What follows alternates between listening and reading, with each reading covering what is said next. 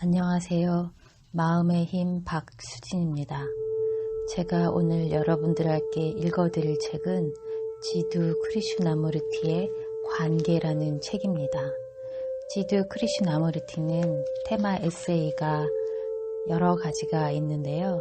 삶과 죽음에 대하여, 사랑과 외로움에 대하여, 관계, 갈등, 마음, 두려움, 신, 배움과 지식, 자유, 자연과 환경, 교육, 진리, 올바른 삶이라는 테마 에세이 시리즈로 책이 있습니다. 그 중에 제가 가지고 온 책은 관계라는 책입니다. 지두 크리슈나무르티는 세계의 스승, 세계의 지도자로도 불렸던 분인데요. 정작 본인 스스로는 그런 지위를 거부합니다. 이분의 특징은 어느 종교나 학파에도 속하지 않았고 동양도 서양도 아닌 전 세계인들을 위한 여러 가지 이야기들을 해주셨습니다. 항상 개인 대 개인으로 가르침을 폈고요. 상상할 수도 없는 에너지가 있는 뇌 속의 넓은 공간에 들어가기 위해서는 열린 상태가 되어야 한다고 했습니다. 네, 지금부터 읽어드리겠습니다. 안다고 하지 않는 것. 모든 것을 거부하고 그대 자신을 믿고 기대라. 자신을 가져라. 마음이 안정되지 못한 게 무엇인지 이해했을 때, 그리고 진정한 안정이 무엇인지 알 수 없을 때, 그때 유연하고 조화로운 움직임이 있다. 그대에게는 관계가 무슨 뜻인가? 서로 이해하기 위한 것입니다. 그대에게는 관계가 무슨 뜻인가? 그대가 나나 저 여자를 볼 때 그대는 어떤 식으로 나와 또는 저 여자와 관계되어 있는가? 그대는 관계되어 있는가? 그렇다고 생각합니다. 그걸 조사해보자. 나는 그대를 보고 그대는 나를 본다. 우리의 관계는 무엇인가? 말로만 떠드는 것 말고 거기에 조금이라도 무슨 관계가 있는가? 뭔가를 향한 움직임이 있을 때 관계라는 느낌이 있습니다. 만약 우리 둘 다 같은 이상에 끌리고 있고 같은 곳으로 함께 가고 있다면 그게 관계일까? 각자가 고립되어 있을 때 거기에 관계가 있을 수 있을까? 선생님의 첫 번째 질문은 중심이 있다면 거기에 관계가 있을 수 있는가? 라는 것입니까? 만약 내가 안전해지기 위해, 상처 입지 않기 위해, 안심할 수 있기 위해 의식이나 무의식에서나 내 주위에 벽을 세웠다면, 저항의 벽, 자기 보호의 벽을 세웠다면 거기에 관계 같은 게 조금이라도 있을까? 이걸 보라. 나는 두렵다. 왜냐하면 몸과 마음에 상처를 입었고 내 존재 전체가 손상당했는데 더 이상 상처 입고 싶지 않기 때문이다. 나는 더는 상처 입지 않으려고 철저히 안전하다고 느끼기 위해 내 주위의 저항의 벽, 방어벽, 난 아는데 넌 몰라 라는 벽을 쌓는다. 그 벽 안에서 그대와 나의 관계는 무엇인가? 거기에 무슨 관계라도 있는가? 우리의 일상적이고 정상적인 삶에서의 관계란 무슨 뜻입니까? 왜 나에게 질문하는가? 그대 자신을 살펴보라.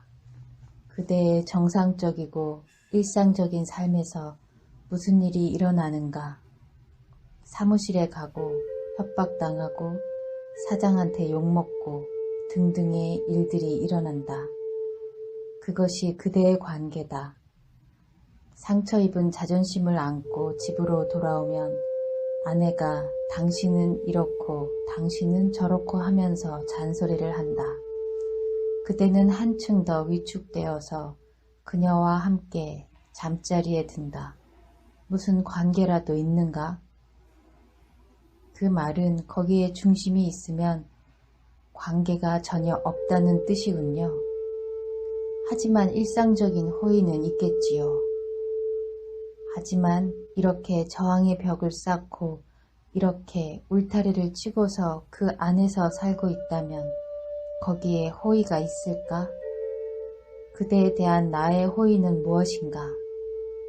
나는 정중하다. 나는 거리를 유지하고 있다. 나는 언제나 벽 안쪽에 있다. 평범한 사람들의 삶에서조차도 늘 벽 뒤에서 이루어지기만 하는 건 아닌 관계도 덜어 있습니다. 선생님은 관계는 없다고 말씀하십니다. 실은 저는 책임감 때문에 이런 식으로 관계를 맺습니다. 서로에게 책임감이 있습니다. 제 이익을 위해서가 아니라 오직 다른 사람에 대해 관심을 가지고 행동하고 있습니다. 그대는 다른 사람에 대한 관심에서 행동하고 있다고 말한다. 정말 그런가? 나는 속으로나 겉으로나 사회에 혁명을 일으킬 거라고 기대되는 지도자를 따른다. 나는 그 사람을 따르고 복종한다. 나는 지도자와 내가 필요하다고 동의한 어떤 행동을 취하겠다는 약속을 한다. 같은 목표를 위해 일하고 있는 나와 지도자 사이에 어떤 관계라도 있는가? 관계란 무엇을 의미하는가? 접촉하게 되는 것, 매우 가까워지는 것인가? 이런 관계에서 가장 유용한 것은 유용성입니다. 우리의 관계는 실용적인 관계의 바탕을 두고 있다. 선생님은 관계란 없는가 하는 이 테스트에 매달리고 계신 것 아닙니까? 그대는 보다 깊은 문제에 대답하지 않고 있다. 즉, 어떤 행동을 취하는 데 전념하고 있는 관찰자가 있다면 그대와 나 사이에 관계가 있는가? 그러면 관계란 다만 관념일 뿐일까요? 어떤 관념, 공식, 패턴, 목적, 원칙, 유토피아에 대해 우리 둘 다 동의했다. 거기에 관계가 있는가? 두 사람 사이에 관계가 없을까요? 그건 사실은 엄청나게 큰 문제다. 전에도 말했듯이 한 생각과 또 다른 생각 사이, 하나의 행동과 또 다른 행동 사이에는 어떤 관계가 있는가? 아니면 행동은 계속되는 움직임인가? 그래서 행동에는 이어지는 것이 없고, 그래서 하나의 행동은 다른 행동과는 관계가 없는가? 자, 보라. 내가 저 나무를 볼 때 나는 나무와 관계가 있는가? 관계란 관찰자로서의 나와 나무와의 거리다. 거리는 5피트 2인치일 수도 있고 100야드일 수도 있지만 관찰자와 관찰 대상 사이에 거리가 있다면 거기에 무슨 관계의 가능성이라도 있을까? 내가 결혼해서 아내에 대한 이미지를 만들고 아내도 나에 대한 이미지를 만들었다면 그 이미지는 거리 요소다. 육체적인 관계 말고 아내와 나 사이에 무슨 관계가 있는가? 우리는 뭔가를 하기 위해 협력할 수 있다. 뭔가를 하는 것이 우리를 하나로 합쳐주지만 나는 나만의 걱정이 있고 그녀는 그녀만의 고민이 있다. 우리는 함께 일하고 있지만 설사 같은 관념을 위해 함께 일하고 있다 할지라도 우리가 관계가 있는가? 선생님, 함께 일한다는 이 대목은 이해하겠는데 다른 건 이해가 안 됩니다. 잠깐 기다려라.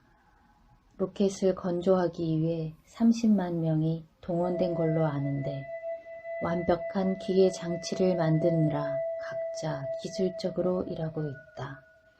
그들은 완벽한 로켓 하나를 건조하느라 각자 자기의 특성은 한쪽으로 치워 놓았으며 그래서 이른바 협력이라는 것을 했다. 그것이 협력인가? 그대와 내가 집을 한 채 짓기 위해 일을 한다. 우리는 공통의 동기를 가지고 있지만 그대와 나는 분리된 인간이다. 그게 협력인가? 내가 나무를 볼 때 나와 나무 사이에는 거리가 있고 나는 나무와 아무 관계가 없다. 거리가 만들어졌다. 물리적인 공간에 의해서가 아니라 지식에 의해 만들어진 거리다. 따라서 관계란 무엇인가? 협력이란 무엇이며 구분하는 요소는 무엇인가? 이런저런 형태를 가지고 있는 이미지가 구분하는 것입니다. 천천히 가라. 저기에 그 나무가 있다. 나는 그걸 본다. 저 나무와 나 사이의 물리적인 거리는 불과 몇 미터밖에 안 될지 모르지만 실제적인 거리는 아주 멀다. 내가 보고 있기는 하지만 나의 눈, 마음, 가슴, 모든 것이 멀리 떨어져 있다. 그 거리는 측정할 수 없다. 그와 마찬가지로 나는 아내를 보고 있지만 아주 멀리 떨어져 있다. 그와 마찬가지로 나는 협력하고 있지만 거기서 아주 멀리 떨어져 있다. 말이나 이미지가 이 모든 것을 방해하고 있나요? 우리가 알아내려고 한다. 말, 이미지, 그리고 우리 둘이 협력해서 나아가는 목표가 있다. 구분하고 있는 건 그 목표다. 그대와 나를 구분하는 것은 목표다. 하지만 나무에 관한 목표는 없습니다. 거기서 그냥 멈춰라. 건너뛰지 말라. 한 가지 목표를 위해 함께 일하는 것이 우리 사이에 관계를 맺게 했다고 우리는 생각한다. 그런데 사실은 그 목표가 우리를 떼어놓고 있다. 아닙니다. 어떻게 목표가 우리를 갈라놓는단 말입니까? 나도 잘 모르겠다. 내가 틀릴 수도 있겠지. 그래서 우리가 조사하고 있는 거다. 그대와 나는 한 가지 목표를 가졌고 우리는 함께 일한다. 그건 어울림에 관한 문제입니까? 그 문제를 보자. 나는 목표가 사람들을 갈라놓는다고 말했다. 목표는 사람들을 하나로 모으지 못한다. 그대의 목표와 나의 목표가 다르고 각자의 목표 때문에 우리는 갈라졌다. 목표가 협력은커녕 우리를 갈라놓았는데 그건 목표 자체와는 관계가 없다. 한 가지는 알겠습니다. 두 사람이 뭔가를 하는 기쁨으로 모여 있는데 그것이 서로 다르다는 말이군요. 아니다. 두 사람이 애정, 사랑, 기쁨이 우러나와서 함께 모였을 때 어떻게 행동해야 두 사람이 갈라지지 않을 수 있겠는가? 내가 그대를 사랑하고 그대가 나를 사랑하면 그 사랑에서 어떤 행동이 나올까? 같은 목표를 가지는 것 아닐까? 사랑하는 두 사람은 어떻게 행동해야 할까? 두 사람이 애정으로 함께 모여서 한 가지 결과를 낳을 수도 있겠지만 그들이 결과를 위해서 모인 건 아닙니다. 따라서 그렇게 함께 모이면 분열되지 않습니다. 반면에 두 사람이 같은 목표를 함께 한다면 그것이 곧 분열하게 만드는 요소입니다. 우리는 뭔가를 발견했다. 그것을 깊이 생각해보라. 사람들이 애정을 가지고 모일 땐 거기에 목표도 없고 목적도 없고 유토피아도 없이 함께 모일 땐 구분이 없다는 걸 알고 있다. 그때 모든 지위는 사라지고 오직 기능만 있을 뿐이다. 그때 난 정원을 쓸겠지. 그게 그 장소에 필요한 일이니까. 장소에 대한 사랑입니다. 아니, 사랑이지만 장소에 대한 사랑은 아니다. 우리가 뭘 놓치고 있는지 알 것이다. 목표는 사람들을 갈라놓는다. 공식적인 목표, 관념인 목표가 말이다. 무엇이 관계되어 있는지 난 알고 싶다. 무엇이 관계되어 있는지 난 알고 있다. 난 내 목표를, 목적을, 원칙을, 유토피아를 가지고 있다는 걸 알고 있고 바로 그 목표가, 바로 그 원칙이 사람들을 갈라놓는다는 걸 알고 있다. 따라서 그 문제는 이제 다 끝났다. 그러자 나는 나 자신에게 묻는다. 나는 어떻게 살아야 하느냐고. 어떻게 같이 목표도 없이 그대와 함께 일할 수 있느냐고. 관계란 두 사람 사이에 거리가 없게 하려고 가까이 접촉한다는 뜻이라는 걸 나는 알고 있다. 맞지? 그리고 나무와 나, 꽃과 나, 아내와 나 사이의 관계는 물리적인 거리가 있고 한없이 넓은 심리적인 거리가 있다는 걸 알고 있다. 따라서 나는 무엇과도 관계되어 있지 않다는 걸 나는 알고 있다. 그렇다면 나는 뭘 해야 할까? 그래서 나는 말한다. 나무와 동일시하라. 가족에게 헌신하라. 자신을 버리고 목표에 내맡기고 함께 노력하라. 또 모든 지식인들은 이렇게 말한다. 목표가 그대보다 중요하고 전체가 그대보다 중요하다. 그러니 자신을 버리고 아내, 나무, 세계에 열중하라. 나는 뭘 하고 있을까? 나는 자연을 사랑한다. 나는 자연의 세계에, 가족에게 헌신하고 한 가지 목표를 위해 우리 모두 함께 힘을 합쳐야 한다는 관념에 전념한다. 무슨 일이 일어나고 있으며 이 모든 것들 속에서 나는 뭘 하고 있는가? 나 자신을 고립시키고 있습니다. 아니다. 무슨 일이 일어나고 있는지 보라. 실은 나는 관계가 없습니다. 나는 관계를 확립하려고 생각과 생각 사이에 다리를 놓으려 하고 있습니다. 내가 생각과 생각 사이에 이렇게 다리를 놓아야 했던 건 이렇게 하지 않으면 내가 완전히 고립되어 있다고 느끼기 때문입니다. 나는 상실감을 느낍니다. 그건 일어나고 있는 일의 한 부분일 뿐이다. 조금 더 깊이 있게 생각해보라. 내 마음이 모든 것, 즉 가족, 자연, 아름다움, 함께 일하는 것에 헌신하려고 할 때 내 마음에 무슨 일이 일어나고 있는가? 수많은 갈등이 거기에 있습니다, 선생님. A씨가 지적한 것처럼 나는 그 무엇에도 관계가 없다는 걸 스스로 잘 알고 있다. 그 점은 이미 언급했다. 그런데 그 어떤 것과도 관계가 없기 때문에 나는 관계를 맺고 싶어 한다. 그래서 헌신하고 그래서 행동에 열중하지만 고립은 계속된다. 그러면 내 마음속에서 계속되고 있는 것은 무엇인가? 죽음입니다. 끊임없이 힘든 싸움이 있습니다. 그대는 거기에서 벗어나지 못했다는 걸 자신이 알고 있다. 나는 관계가 없다. 그래서 관계를 맺으려고 한다. 나는 행동으로써 나 자신을 확인하려고 한다. 자, 내 마음속에서 일어나고 있는 일은 무엇일까? 나는 지키지도 못할 공약들을 건성으로 하고 있다.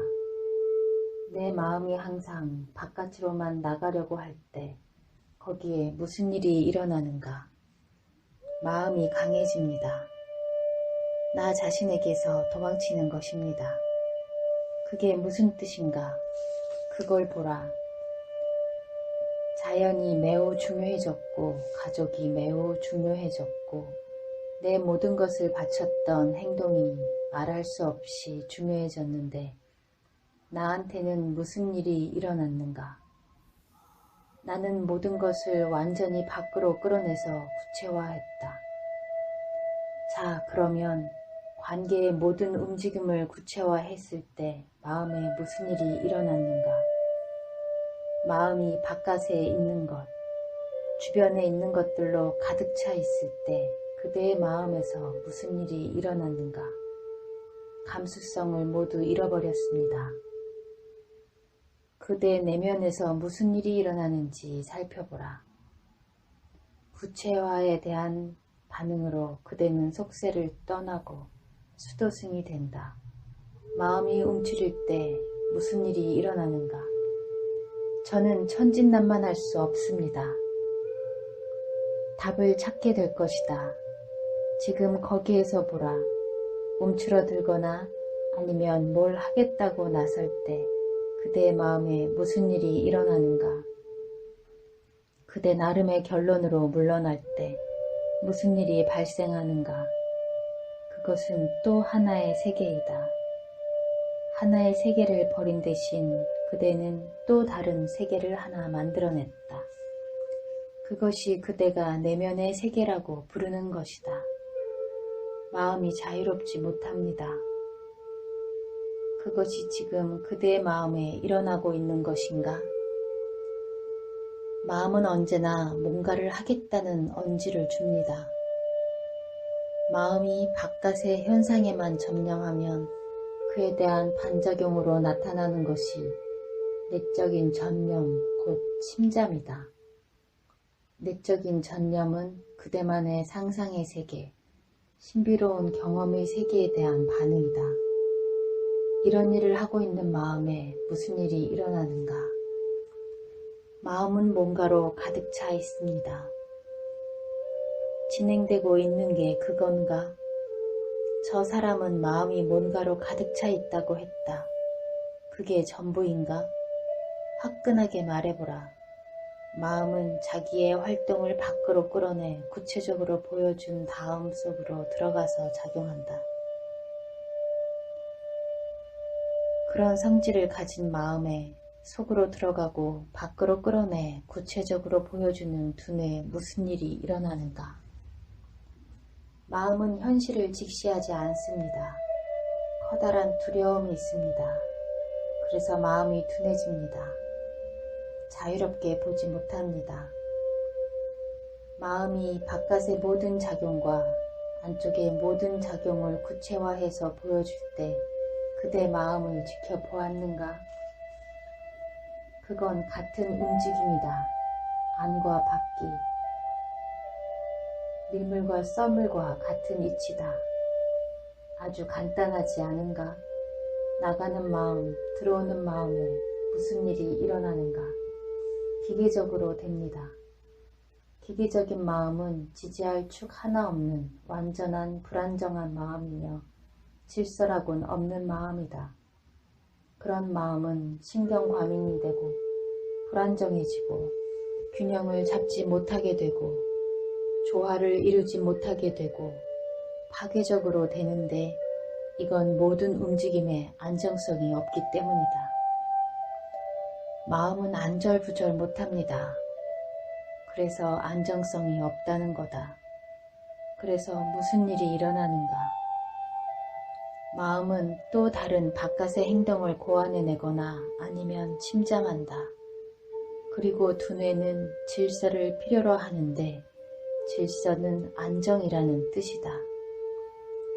저 바깥에 있는 관계에서 질서를 찾아내려고 하지만 찾지 못한다. 그래서 속으로 들어가서 안에서 질서를 찾으려고 하고 다시 같은 과정을 반복하는 일이 되풀이된다.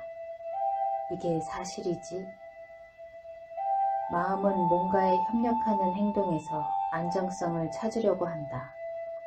마음은 가족에게서나 뭔가에 전념하는 데에서 안정성을 찾으려고 하는데 찾지 못하자 방향을 바꿔 자연과의 관계를 찾으려 하고 상상력이 풍부해지고 낭만적으로 되는데 이것이 다시 불안정하게 만든다.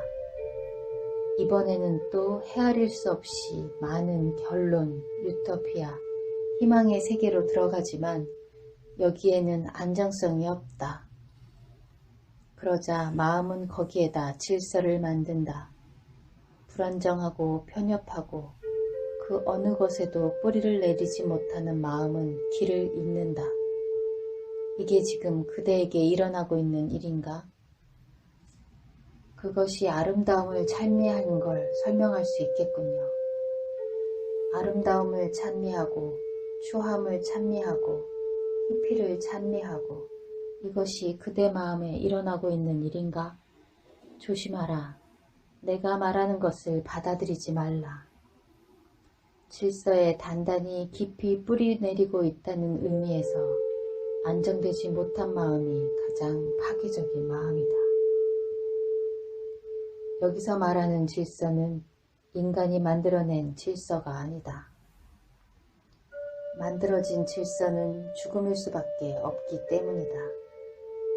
그 마음은 공산주의에서 출발하여 구루까지, 요가, 바시스타까지, 라마나 마하리시까지 갔다가 되돌아온다. 그것은 추함을 찬미하고 헌신 명상을 찬미하는 일에 사로잡혀 있다. 어떻게 하면 마음이 완전히 침묵할까? 그 침묵에서 나오는 행동은 전적으로 다르다. 그 아름다움을 보라. 그건 마음의 절대 한계입니다. 아니다, 선생. 나는 나 자신에게 묻고 있다. 어떻게 하면 이 마음이 완전히 침묵하겠느냐고 말이다. 탄탄하다는 의미로 안정성이 아니라 융통성 있는 안정을 말한다. 완전히 안정되고 확고하고 깊은 마음은 그 뿌리를 무한에 두고 있다. 어떻게 그게 가능할까? 그때 나무와 가족과 위원회와의 관계는 무엇인가? 나는 내 마음이 안정적이지 못하다는 걸 잘 알고 있고 그것이 뭘 의미하는지 이해하고 있다. 이 움직임은 불안정에서 생겨났음을 나 스스로 알게 되었고 나 스스로 이해했다. 나는 그것을 알고 있고 그래서 그것을 부정한다. 그리고는 안정이 무엇이냐고 묻는다. 내가 불안정에 대해 그것이 수반하는 그 모든 활동과 그 모든 파괴에 대해 알고 있으면서 그것을 완전히 버릴 때 안정은 무엇인가? 나는 가족에서 일에서 안정을 찾으려 했고 침잠에서 경험에서 지식에서 나의 능력에서 신 안에서 속으로 안정을 찾으려 했다. 나는 안정이 무엇인지 모른다는 걸 잘 알고 있다. 안다고 하지 않는 것이 안정된 것이다. 난 알아. 그러니 난 안정돼 있어. 라고 말하는 사람이 우리를 이 혼돈으로 이끌었다. 우린 선택받은 사람들이야. 라고 말하는 사람들도 마찬가지다. 셀 수 없이 많은 선생들과 구루들이 난 알아. 라고 말해왔다. 그 모든 것을 거부하고 그대 자신을 믿고 기대라.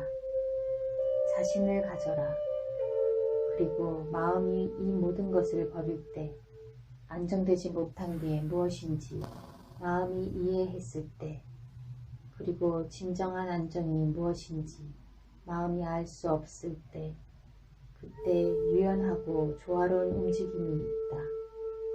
왜냐하면 마음은 모르기 때문이다. 안다고 하지 않는 사실만이 사람을 움직이게 하는 유일한 요소이다. 그런 사실이 확고한 것이다. 안다고 하지 않는 마음은 배우고자 하는 상태에 있다. 배웠다고 말하는 순간 나는 배우기를 멈췄고 그 멈춤이 확실하게 갈라놓는 것이다. 따라서 나는 모른다. 사실은 나는 모른다. 그게 전부다. 그리고 그것이 그대에게 배움을 주고 배움 안에 안정이 있다. 안정은 나는 배우고 있는 중이다에 있다. 나는 배웠다에 있는 것이 아니다. 그것이 마음에 어떤 작용을 하는지 보라. 마음의 짐을 완전히 벗겨준다. 그리고 그것이 자유롭다. 안다고 하지 않을 자유다. 그것, 안다고 하지 않는 것, 즉 자유의 아름다움을 보라. 자, 그러면 지식 안에서 작동하는 두뇌에는 무슨 일이 일어나는가? 그것은 두뇌의 작용이다. 아닌가?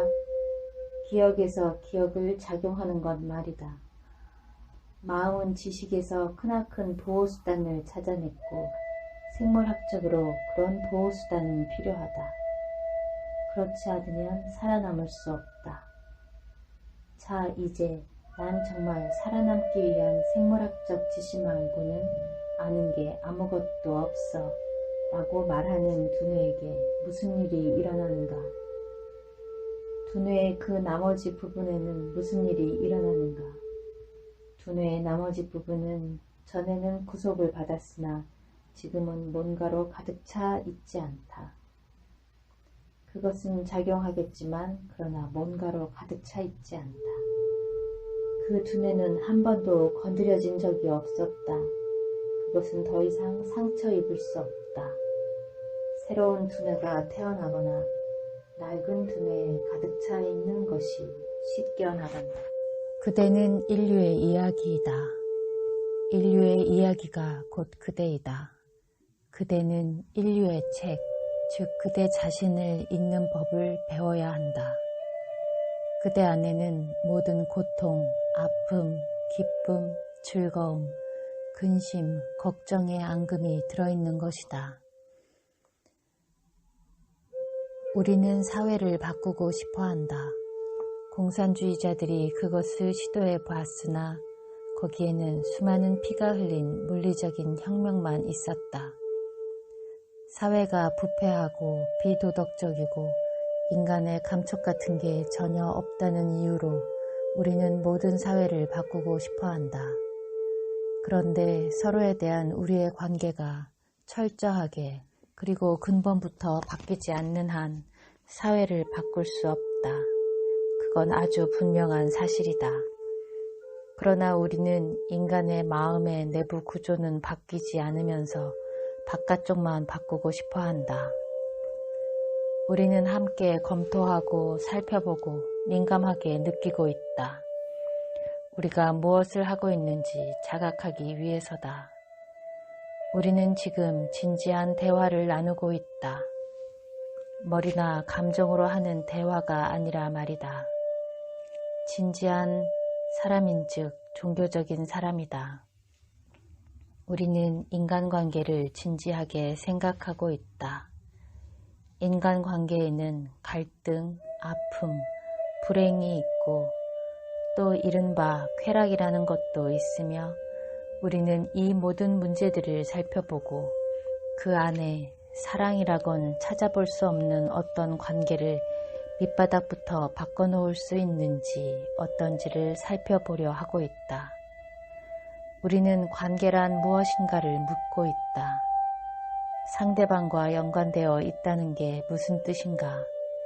제발 연사가 질문을 하기는 하지만 우리가 함께 그것에 대해 생각해보자. 자, 이제 인간관계가 문제가 되고 있다.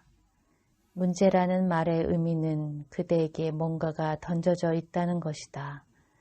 그것은 도전이며 그대에게 던져진 그 무엇, 그대가 직면해야 할 그 무엇, 그대가 이해해야 할 그 무엇이다.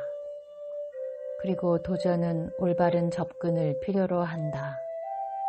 따라서 우리는 어떤 문제에 어떻게 접근하고 있는지 이해해야 한다. 인간관계라는 이 문제가 있는데 그것은 모든 사람의 삶에 있는 문제다. 그대가 그것을 자각하든 못하든 그것은 거기에 있다. 그대는 이 문제에 어떻게 접근하는가? 내 질문을 이해하겠는가? 문제는 존재하고 있다.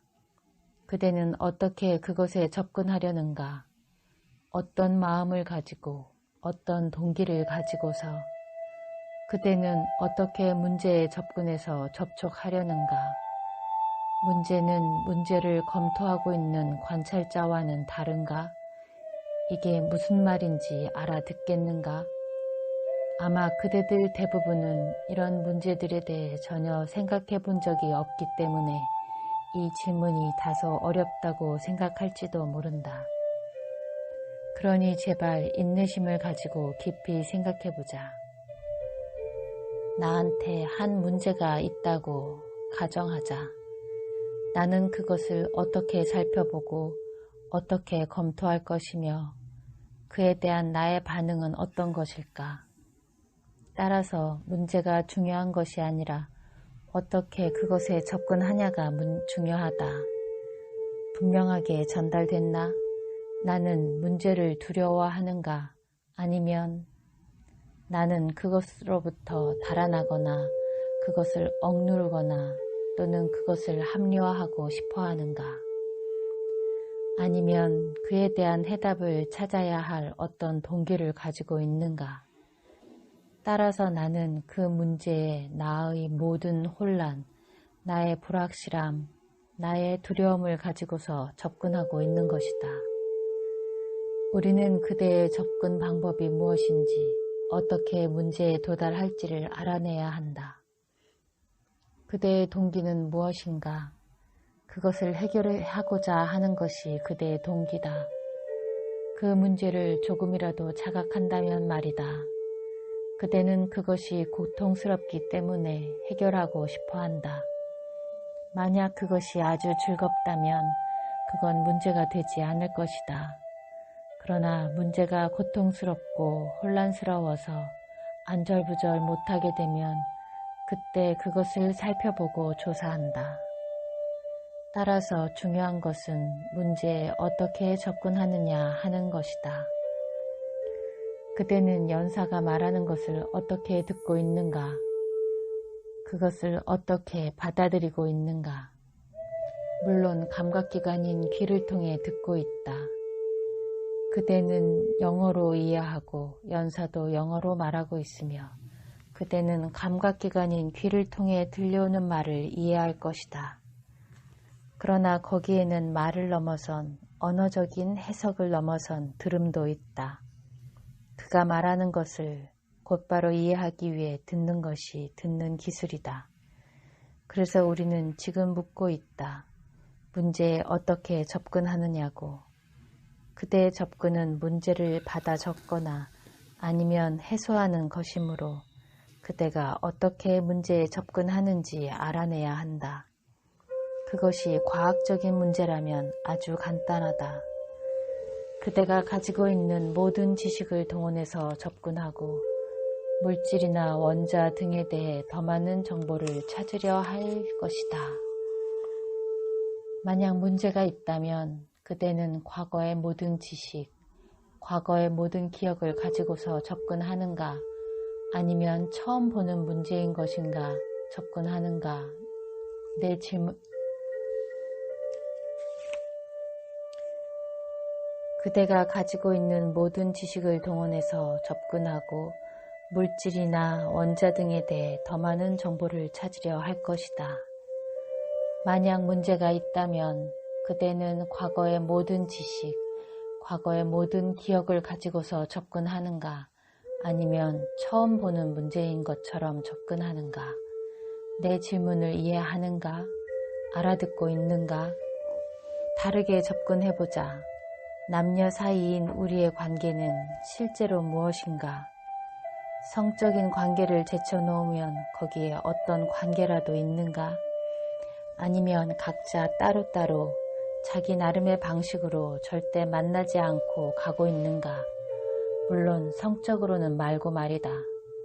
두 개의 철로처럼 절대 만나지 않는 것, 그게 우리의 관계 아닌가?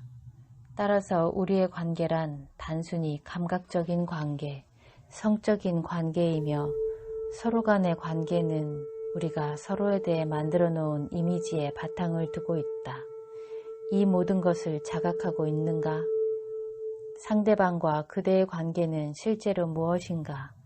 아니면 성적인 관계 말고는 아예 관계를 맺지 않는가? 서로 간에 아무 관계도 맺지 않는다면 그러면 그대의 삶은 무엇인가? 삶은 관계이다. 관계가 없으면 그대는 존재하지 않는다. 그러나 우리는 그런 관계를 단순히 감각의 반응으로 축소해 버렸다. 관계의 이런 복잡성을 자각하고 있기나 하는가? 은자가 되거나 산야시가 되거나 수도승이 되는 것으로는 그것으로부터 도망칠 수 없다. 인간관계를 맺는 것으로부터 도망칠 수 없다는 말이다. 따라서 우리는 인간이 어째서 자연과의 관계뿐만 아니라 서로 간의 관계까지도 잃어버렸는지를 아주 세심하게 검토해야 한다. 이해하겠는가? 왜 그렇게 됐을까? 앞에서도 말했듯이 단순히 원인을 찾는 것으로는 문제를 해결하지 못할 것이다. 그대가 원인을 찾을지도 모르고 내가 원인을 그대에게 보여줄 수도 있다. 그러나 원인을 이해하고 원인을 검토하는 것으로는 문제를 해결하지 못할 것이다. 예를 들어 우리가 제멋대로이고 완전히 자기중심적이며 우리가 자기중심적인 것은 그게 우리의 습관이고 전통이기 때문이고 종교적으로 그렇게 양육되었기 때문이라는 것을 나는 알고 있다. 즉, 너는 독립된 영혼이니 너 나름의 구원을 찾아야 한다는 식으로 말이다. 교육으로 그리고 마음에 부담을 줌으로써 제멋대로 읽고 자기 중심이 되라고 이렇게 강조하는 것은 헤아릴 수 없이 오랜 옛날부터 해온 짓이다. 그것이 이 모든 불행의 원인이다. 우리는 그것을 머리로는 이해하지만 그러나 원인을 찾아낸다고 해서 우리가 제멋대로 하는 게 줄어들지는 않는다. 따라서 우리가 말했듯이 중요한 것은 원인을 발견해서 분석하는 작용이 아니라 문제, 즉 우리가 제멋대로라는 사실을 받아들이는 것이다. 그것이 사실이며 따라서 거기에는 서로 간의 관계가 없다. 각자 나름의 길을 간다. 유럽과 미국에서는 이혼이 증가하고 있고 여기 인도에서는 점점 더 많이 생기고 있다. 여성들이 생활비를 벌게 되자 남자들을 버리는 것이다. 서로 간의 관계를 거의 찾아보기가 점점 더 힘든 세상이 되고 있다. 그래서 우리는 몹시 냉담하고 자기 중심이며 자신의 길만 추구하게 된다. 다시 말해 우리의 길이란 중요한 인물이 되기, 더 부자가 되기, 주지사가 되기, 고위 성직자나 대주교 되기 등등이다. 중요한 인물, 즉 본래 제멋대로는 사람이 되기 위한 모든 투쟁이 거기 있다. 자, 이제 그대는 이런 얘기, 즉 우리 모두 알고 있는 얘기를 들었다. 그런 말을 들으면 그대는 어떻게 반응하는가? 그 말을 받아들이고 맞아, 당신이 하는 말이 무조건 옳아 라고 말하면서 그냥 내버려 두는가? 아니면 그 말을 듣고 그 말의 진실을 알고는 가만히 있으면서 그것이 그대의 이기심에 영향을 미치도록 그대로 받아들이는가? 내가 지금 무슨 말을 하는지 이해하는가? 그것을 살펴보자. 내가 제멋대로라면 나는 그렇게 해선 안 된다고 말할 것이다. 다시 말해 생각이 이기심을 불러왔다는 말이다. 생각이 이기심을 만들어냈다. 그때 생각이 내 멋대로 해선 안 돼 라고 말하자 실제와 그렇게 되었으면 하고 생각이 바라는 것 사이에 갈등이 생긴다. 맞지? 자, 어서 그것을 깊이 있게 논의해보자. 내가 폭력적이라고 하자. 우리 인간들은 폭력적이므로 나도 폭력적이라고 가정해보잔 말이다. 그건 사실이다. 그건 그런 거다. 하지만 내가 비폭력을 고안해내면 그건 사실이 아니다. 맞지? 나는 폭력적이다. 그런데 나는 그것을 어떻게 다뤄야 하는지, 그걸 가지고 뭘 해야 할지 모른다. 나는 그것을 즐기기도 하고, 그것을 이해하려고 애쓰고, 그것을 깊이 있게 생각하려고 애쓰기도 한다. 그러면서 나는 만약 내가 비폭력이라는 사상을 가진다면 그것이 나를 도울 거라고 생각한다. 이 나라는 끝도 없이 그런 생각을 설교해 오고 있지만 결과는 아무것도 없다. 따라서 갈등은 실제로 존재하는 것과 이러저러하게 되어야 한다고 생각하는 것 사이에서 생겨난다. 실제로 존재하는 것이 실제이며 이러저러하게 되어야 한다고 생각하는 것은 비실제이다. 그러면 우리는 비실제 이상 이러저러하게 되어야 한다고 생각하는 것을 끝낼 수 있는가? 그리고 오직 실제로 존재하는 것, 즉 폭력에만 집중할 수 있는가? 그런가? 그것이 문제다. 그대는 인간의 문제를 가지고 있다. 즉 우리는 평화를 원하지만 여전히 폭력적이다. 따라서 사실은 우리가 폭력적이라는 말이다. 그대는 어떻게 그 사실에 접근하는가? 어떻게 그 사실을 살펴보는가? 그 사실을 살펴볼 때 그대의 의도는 무엇인가? 그대가 그것을 억누르고 싶어 하든 그것으로부터 달아나고 싶어 하든 그것을 초월하고 싶어 하든 그건 그대가 정말로 사실을 직시하지 않고 있다는 뜻이며 그대는 그것으로부터 도망치려 하고 있다는 뜻이다. 이 모든 것이 무슨 말인지 알아듣겠는가? 그래서 우리는 사실을 번역하지 말고 사실로부터 달아나려 하지 말고 사실을 있는 그대로 받아들이라고 말하고 있다. 그것과 함께 있을 때 그대는 그것에 모든 주의를 기울이고 있다. 그러나 그걸 초월해야 해, 그것으로부터 도망쳐야 해, 비폭력을 추구해야 해 라고 말할 때는 자신의 에너지를 낭비하고 있다. 이게 전부 무슨 말인지 알아듣겠는가?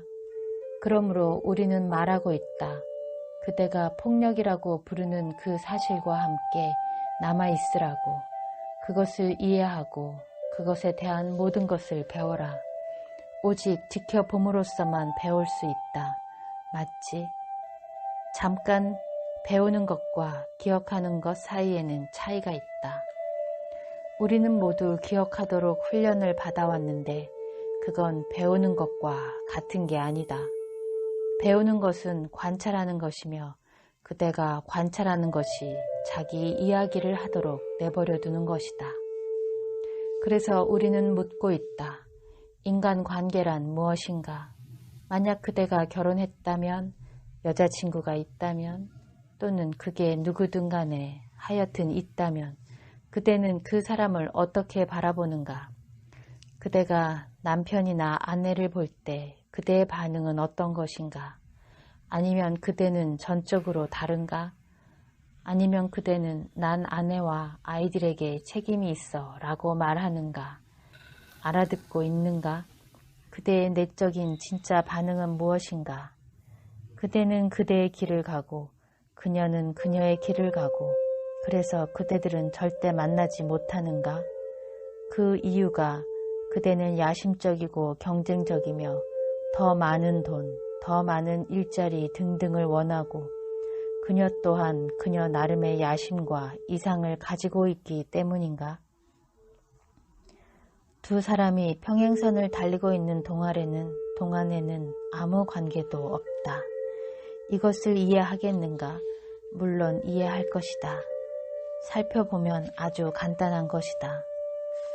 그렇다면 오직 성적인 쾌락만 있을 때 그 안에 있는 관계는 어떤 것이며 쾌락은 사랑인가? 그대에게 질문하고 있다. 제발 알아내라. 사랑은 성적인 쾌락인가? 사랑이 무엇인가 하는 문제는 깊이 논하지 않겠다. 그것은 많은 이해와 많은 감수성, 아름다움, 즉 형태의 아름다움, 얼굴의 아름다움, 하늘의 아름다움 같은 자연에 대한 감상력을 요구한다.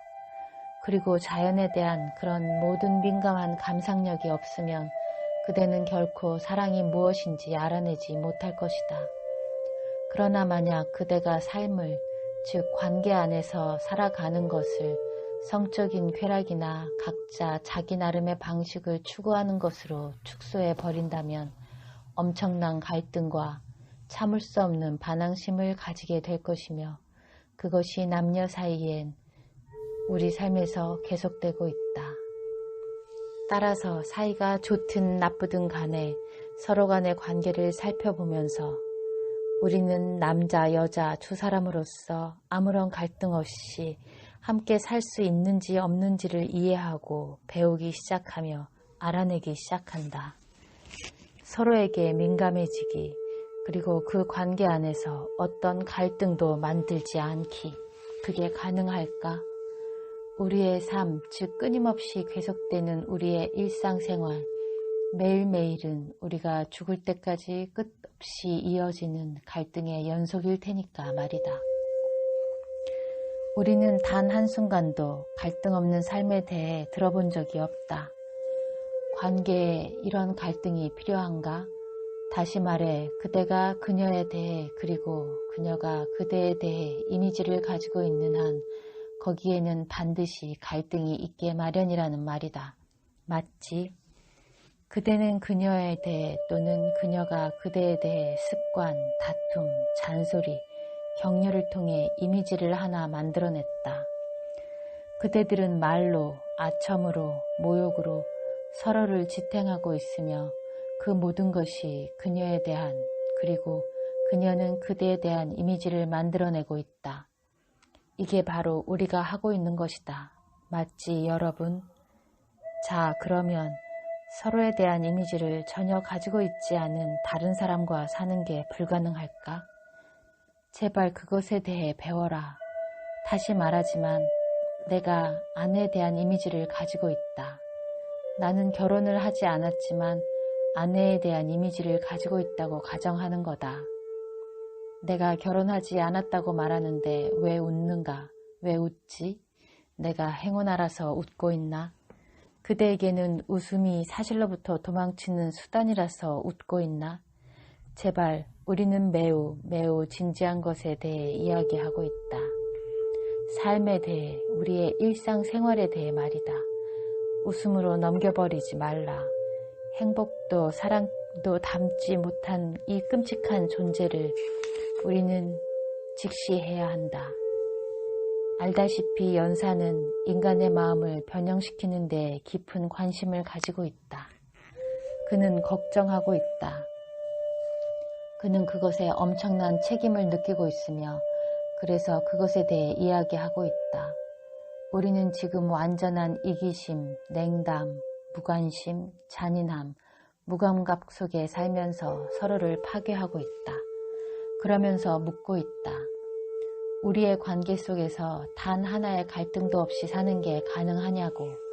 나는 이 연사는 말한다. 그것은 가능하다고. 완전히 가능하다고. 그는 비록 결혼은 하지 않았지만 아주 많은 사람들과 함께 살았는데 그 누구에 대해서도 이미지 하나 만들지 않았다. 그렇게 하려면 무엇이 필요한지 아는가? 아주 이해가 빠른 마음이다. 지식으로 꽉 막히고 경험으로 꽉 막히고 추억으로 꽉 막힌 마음이 아니라 아주 이해가 빠르고 깨어있고 주의 깊은 마음이다.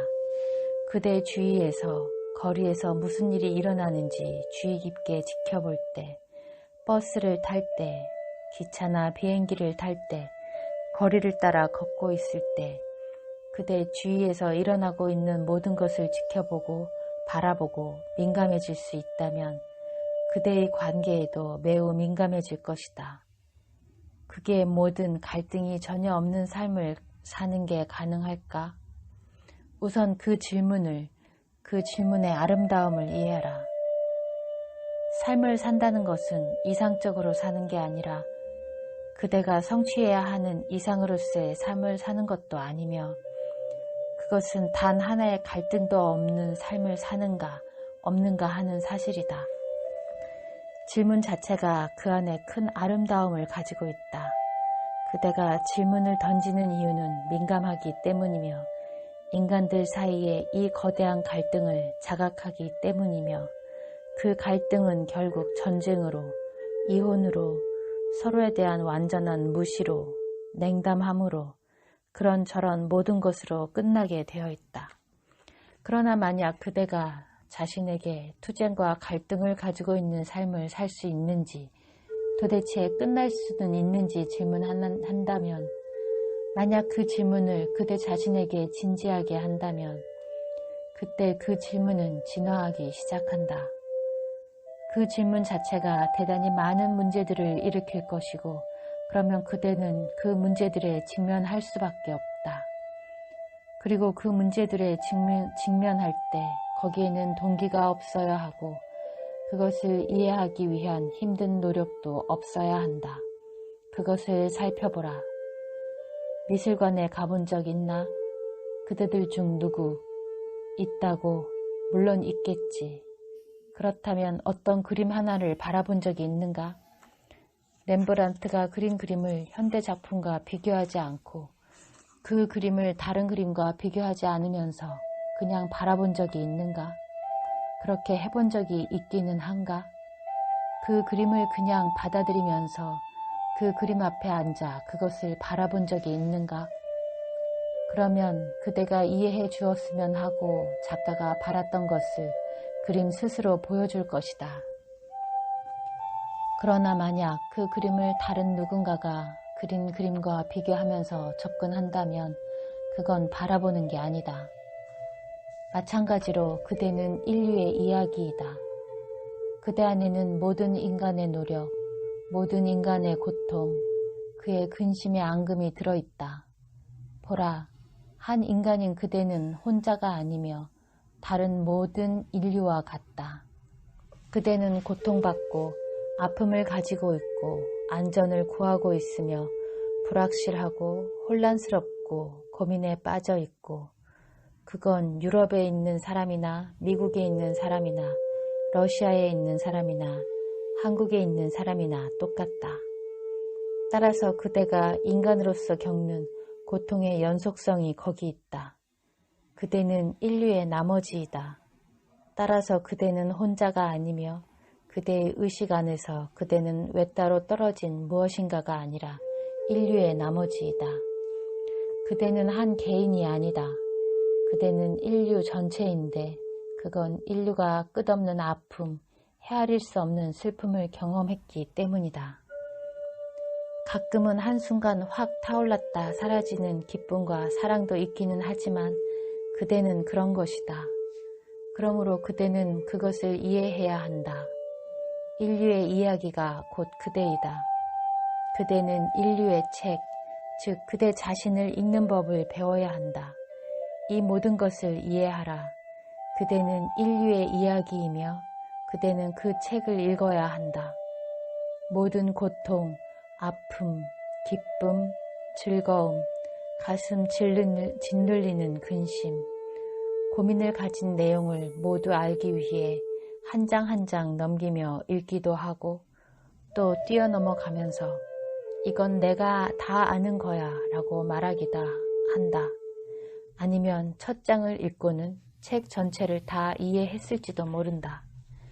자기 자신을 아는 것, 즉 자기 알미, 관계에서 중요하다.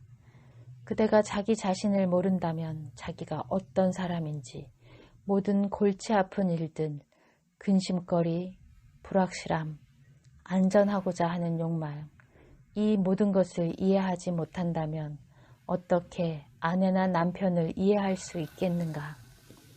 아내와 남편은 따로 떨어진 두 개체로 남을 것이다. 따라서 관계란 다만 육체적 접촉, 즉 성적 접촉만 의미하는 게 아니라 서로에 대한 이미지를 가지지 않음을 의미한다. 그러므로 거기에는 즉각적이고 민감한 관계가 있으며 그 안에 사랑이 있다. 사랑은 추억이 아니다. 사랑은 생각이 상대방에 대해 만들어 놓은 그림이 아니다. 그것은 사랑이 아니다. 사랑은 쾌락이 아니다. 그대가 이 모든 것을 이해하고 있기는 할까? 따라서 관계의 바탕과 구조를 이해하는 게 중요하다. 이 부패한 사회를 바꾸려면 그대는 자신부터 철저하게 바꿔야 한다. 우리가 관심 있는 것은 다름 아닌 마음의 변화를 가져오기, 다름 아닌 두뇌 세포의 변화를 가져오기이다. 연사는 이 문제를 과학자나 두뇌 전문가들과 함께 토론해봤다. 두뇌는 오랜 세월에 걸쳐 의식의 영역에서 기능하도록 조건 지어졌는지 아닌지, 그런 두뇌가 근본적으로 바뀔 수 있는지 없는지에 대해서 말이다. 그런데 인간 문제 전체에 대한 통찰력이 있을 때 두뇌는 밑바닥부터 바뀔 수 있다. 통찰력은 기억이 아니다. 그건 너무 복잡하기 때문에 지금은 그것을 깊이 논하지 않겠다. 그러니 우리가 무엇에 대해 대화하고 있는지 이해하라. 서로 간의 관계에 대해서 이야기하고 있다.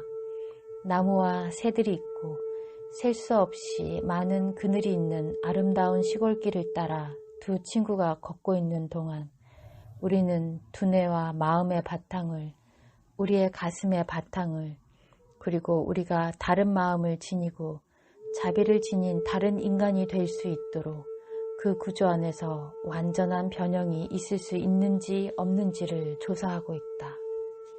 그러니 제발 가끔은 진지해져라. 지금 이 순간만이 아니라 사는 동안 내내 진지해져라. 정말로 깊이 진지해지는 것은 신앙심을 가지는 것이다. 절에 가고 교회 가서 예배를 드리는 신앙심이 아니다. 그런 시시껄렁한 모든 것들, 그런 건 종교가 아니다. 진심으로 꾸준히 노력하는 사람, 그런 사람이 진짜 신앙생활을 하는 사람이다.